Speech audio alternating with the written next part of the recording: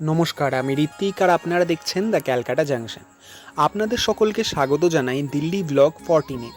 আজকের এই ব্লগে আপনাদের নিয়ে এসেছি দিল্লির বুকে অবস্থিত একটি অত্যন্ত সুন্দর, শান্ত এবং বাঙালিদের আবেগের সঙ্গে জড়িয়ে থাকা জায়গায়, ময়ূরবিহার কালীবাড়ি। দিল্লিতে ঘুরতে এসে অনেক ঐতিহাসিক স্থাপনা, বাজার, পার্ক, দর্শনীয় স্থান ঘুরেছি, কিন্তু আজকের এই জায়গার অনুভূতিটা একেবারেই আলাদা। মন্দিরে ঢুকতেই মনে হলো যেন কয়েক মুহূর্তের জন্য দিল্লি নয়, কলকাতার কোনো একটি কালীবাড়িতে চলে এসেছি। চারিপাশে বাংলা ভাষায় লেখা বিভিন্ন সাইনবোর্ড, মন্দিরের পরিবেশ, ভক্তদের মুখে বাংলা ভাষা, বাঙালি পুরোহিতদের মন্ত্রোচ্চারণ, সব মিলিয়ে একটা আপন আপন অনুভূতি তৈরি হয়েছিল। দিল্লির মতো একটি ব্যস্ত মহানগরের মাঝেও বাঙালি সংস্কৃতি, ঐতিহ্য এবং ধর্মীয় চেতনা এত সুন্দরভাবে সংরক্ষণ করা হয়েছে, সেটা সত্যিই প্রশংসার যোগ্য। এই কালীবাড়ি বহু বছর ধরে দিল্লিতে বসবাসকারী বাঙালি পরিবারের কাছে শুধু একটি মন্দির নয়, বরং একটি সাংস্কৃতিক ও সামাজিক মিলন কেন্দ্র। দুর্গাপূজা, কালী পূজা, সরস্বতী পূজা, লক্ষ্মী পূজা থেকে শুরু করে বিভিন্ন ধর্মীয় ও সাংস্কৃতিক অনুষ্ঠান এখানে অত্যন্ত উৎসাহর সঙ্গে পালন করা হয়। তাই বছরের বিভিন্ন সময়ে এই মন্দিরে শুধু দিল্লির নয়, বরং দেশের বিভিন্ন প্রান্ত থেকে আসা বাঙালিরাও একত্রিত হন।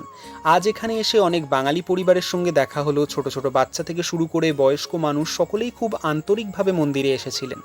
কিছুক্ষণ এই মন্দিরের শান্ত পরিবেশে কাটিয়ে সত্যিই মনটা অনেক ভালো হয়ে গেল। ভ্রমণের ব্যস্ততার মাঝেও এমন একটা জায়গায় এসে এক অন্যরকম মানসিক শান্তি পাওয়া যায়। আমার কাছে ভ্রমণ মানে শুধু নতুন জায়গা দেখা নয়, সেই জায়গায় ইতিহাস জানা, সাংস্কৃতিক অনুভব করা এবং মানুষের জীবনযাত্রাকে কাছ থেকে দেখার চেষ্টাও ভ্রমণের একটা গুরুত্বপূর্ণ অংশ। আর সেই অভিজ্ঞতাগুলোই আমি সব সময় আপনাদের সঙ্গে ভাগ করে নেওয়ার চেষ্টা করি। আপনারা যদি কখনো দিল্লি ভ্রমণে আসেন, তাহলে অবশ্যই সময় করে ময়ূরবিহার কালীবাড়ি একবার ঘুরে দেখবেন। বিশেষ করে যদি আপনি একজন বাঙালি হন, তাহলে এই জায়গায় এসে নিজের শহরের একটা আলাদা অনুভূতি খুঁজে পাবেন। আশা করি আজকের দিল্লির ব্লগ 14 আপনাদের ভালো লেগেছে। যদি ভিডিওটি ভালো লেগে থাকে তাহলে অবশ্যই একটি লাইক করবেন, কমেন্ট করে জানাবেন আপনাদের কেমন লাগলো। আর যদি এখনও দ্য ক্যালকাটা জাংশন চ্যানেলটি সাবস্ক্রাইব না করে থাকেন, তাহলে অবশ্যই সাবস্ক্রাইব করে বেল আইকনটি প্রেস করে দেবেন। দেখা হবে দিল্লির ব্লগ 15-এ। পরের পর্বে আমরা আপনাদেরকে নিয়ে যাব দিল্লির অন্যতম রহস্যময় এবং ঐতিহাসিক স্থাপনা আগ্রাসন কি বাউলিতে।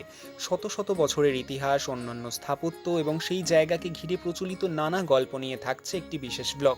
তাহলে দেখা হচ্ছে পরের ব্লগে। Thank you guys.